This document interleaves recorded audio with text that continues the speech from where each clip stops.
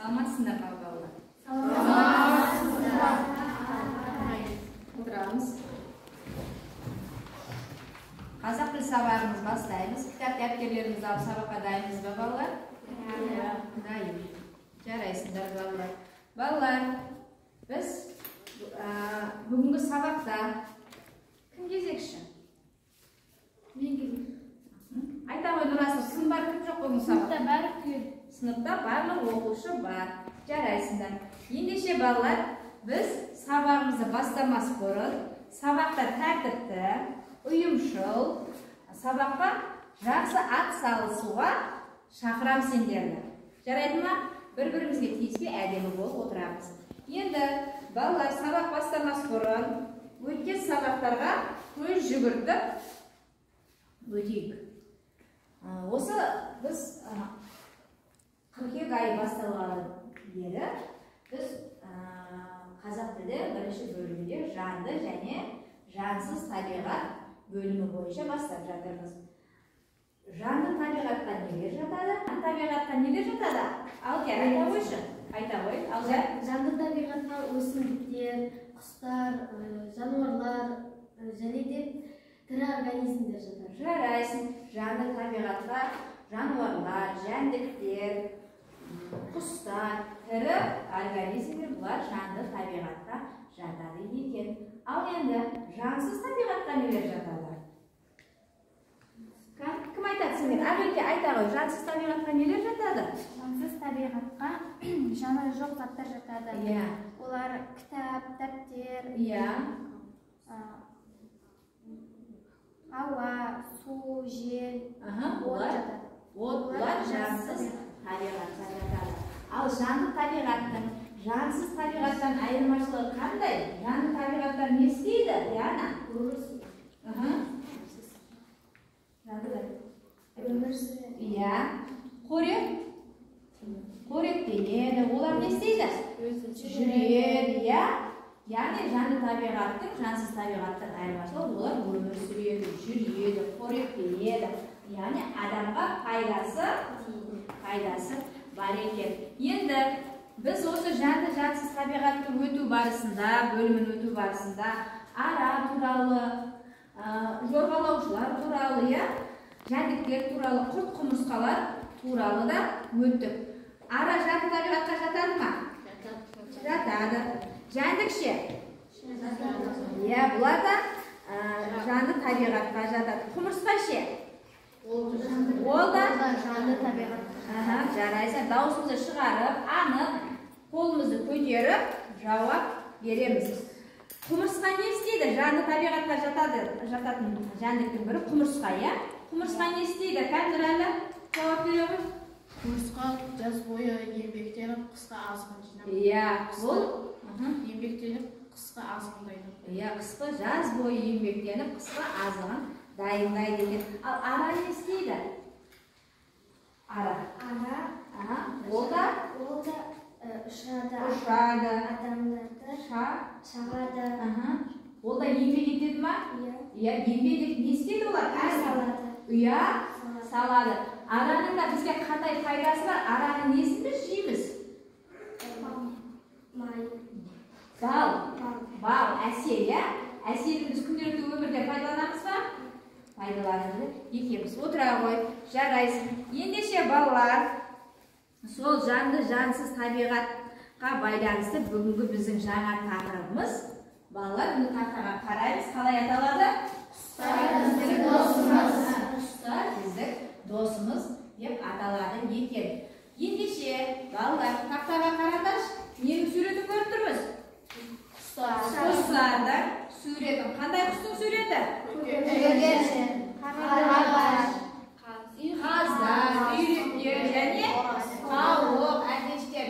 Енді балалар, құстар неше түрге бөлінеді? Қандай құстар айда? Үй жануарлары, үй құстары және жабайы құстар, дала құстары деп аталады екен. Үй құстарын атай қойшы, мен білем. үй құстарына қаз, қауық, Айтады. Кім айтады? Көгершін.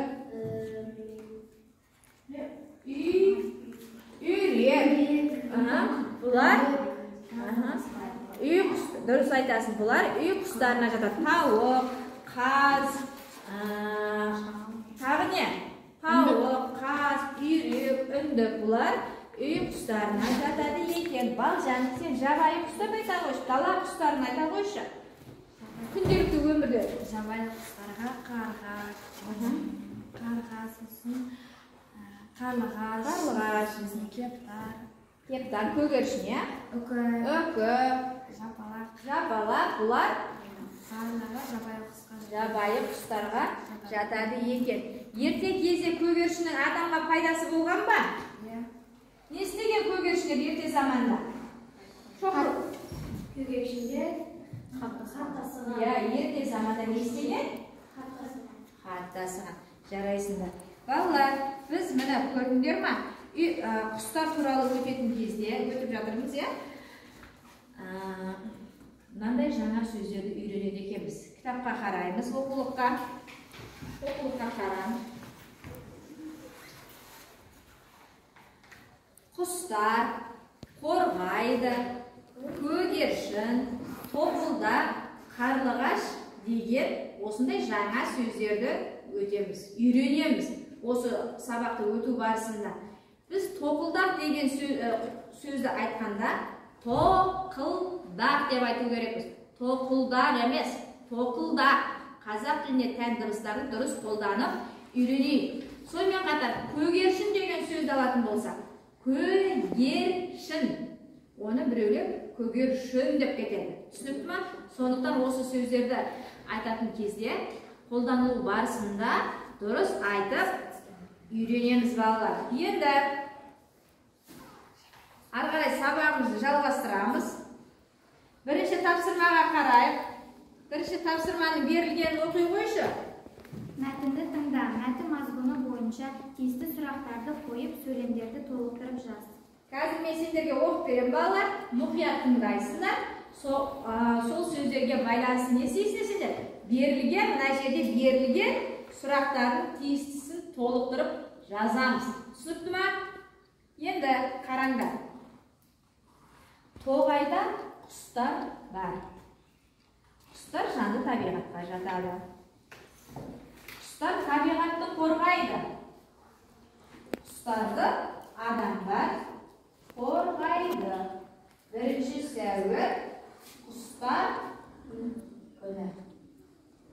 Сөйлем түсінікті ме? Иә. Қазір оқимын мәтінді. Тоғайда құстар бар. Құстар жанды табиғатқа жатады. Құстар табиғатты қорғайды. Құстарды адамдар қорғайды. 1 сәуір құстар күні. Ал енді ары қарай тапсырмамызды орындаймыз. Бірінші сөйлемге қарайық. Көп нүктенің орнына керекті сөздер бар. Не, нелер, кім, қандай, нені деген. Бірінші сөйлемді. Көп нүктенің орнына қандай сөз қойдық? Кім қоя айтады? Балжан, айта ғой. Тоғайда не бар? Жарайсың. Тоғайда не бар? Тоғайда не бар екен балалар? Жаңа мен оқыдым ғой. Тоғайда құстар бар. Тоғайда құстар бар. Жарайсың. Отыра ғой. Енді екінші сөйлемді Мехрибан оқы. Құстар жанды табиғатқа жатады. Құстар қандай табиғатқа жатады? Жарайсың. Құстар қандай табиғатқа жатады? Құстар жанды табиғатқа жатады. Молодец. Өте жақсы. Жарайсың. Үшінші сөйлем кім толықтырады? Нұрасыл. Құстар нені қорғайды? Құстар нені қорғайды? Табиғатты қорғайды. Дұрыс. Құстар табиғатты Қорғайды. тамаша, өте жақсы. Келесі сұрақ. Төртінші сұраққа. Кім жауап береді? Төртінші сөйлемге кім Мен жауап берейін. Алдияр. Құстарды кім қорғайды? Құстарды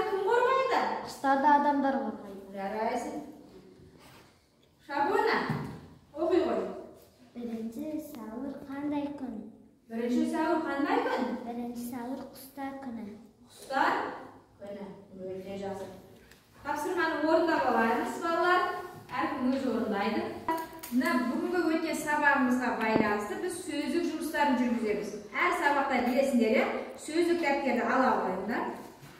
Bugungi sabaqqa байланысты, o'tib жатқан sababimizga байланысты so'zlik жұмыстарын жүргіземіз. Bizde bugun qanday so'zlar o'tdi birinchi? Qustar. Qani daftarga yozamiz. Qustar. Odan keyin qustarni ne isteu kerak biz? Qo'rg'ov kerakmiz endi qo'rg'ov. Asta yozaveringlar. Qo'rg'ov. Aha. So'sin qanday qustura o'tdi? To'liq qustura o'tdi-ga.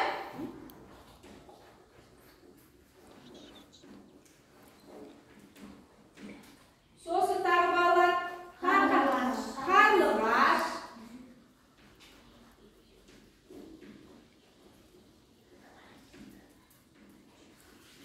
Tag'ida ko'girshi. Mana bolalar, endi biz o'sha so'zlarni o'rischa және o'rus және ағылшын tilindagi audarmasini aytamiz. Qustar degan so'zni o'ris tilida nima deb ataymiz? Kitsi. Al ағылшын tilida ne deymiz? Bir. Endi qo'rg'ov. Защищать.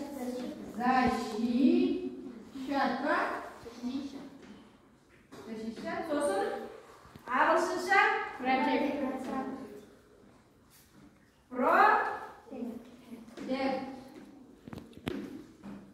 To'rtinchi qustar. Jaraysiz. Papugay. Papugay degan so'zni qaray. Ағылшынша parrot.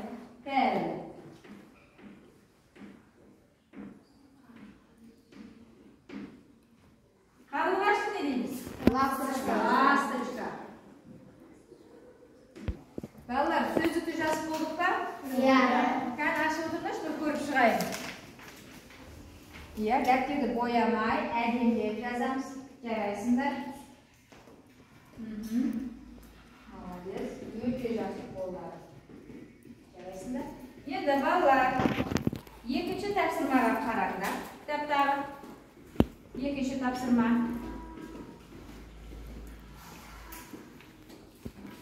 Ikkinchi topshirmada bolalar, ayda o'qi ne berilgan? Suratga qarab so'zlarni to'liqtir. Suratlarning retan matn mazmuni bo'yicha belgilar. Suratlarga qarab so'zlarni to'liqtir. Suratlarning retan matn mazmuni bo'yicha belgiladik. Bolalar, ko'p o'tganning o'rniga tezli so'zlarni ne istaymiz biz? Qo'yamiz. Nurali. Birinchi suratga qarab so'zlang o'rab. Biz qustarni qo'rg'aymiz. Jaraysiz. Biz qustarni Qo'rg'aymiz. Mehribon, ikkinchi suratga qarab.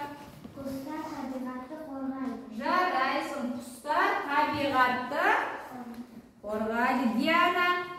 Birinchi savur qustar kuni. Jaraysiz. Birinchi savur qanday kun ekan?